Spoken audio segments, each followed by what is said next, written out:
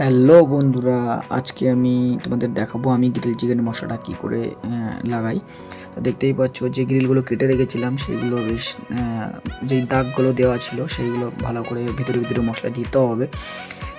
সাদা চাকাটাকে পুরো লাল করতে হবে। যাই হোক, এটা মশলাটা আগে থেকে বানানো ছিল। তো এই মশলাটার ভিডিও আমার ইউটিউবে দেওয়া আছে, তোমরা দেখতেই পাবে। তো আমি একটি মশলা এরকম করেই গ্রিলে লাগাই। হ্যাঁ, একটু মধ্যে একটা কথা আছে, এই গ্রিল যদি রোস্ট করা হয় তা তুমি একটা খেয়ে নিতে পারবে, আর যদি রান্না করে দেওয়া হয় মানে আমাদের বাঙালি স্টাইলে যদি রান্না গ্রেভি টাইপের করা হয় তো তুমি খেতে পারবে না। হ্যাঁ, যদি কেউ আমার সাথে দেখা করতে চাও বা আমার তো তামিলনাড়ু থাকি, তো রেস্টুরেন্টে যদি কেউ আসো, হ্যাঁ শুধু আমার সাবস্ক্রাইব যারা করেছো তাদেরকে আমি খাওয়াবো। যদি খেতে চাও তো অবশ্যই কমেন্টে আমাকে জানিও। তো আমি ঠিক মশলাটা এমন করেই বানাই। আমার সময় হাড় থাকে তো আঙুলের মধ্যে ঢুকেও যায়, মানে জ্বালা যন্ত্রণাও করে। কিছু করার নেই, কর্ম করতে হবে।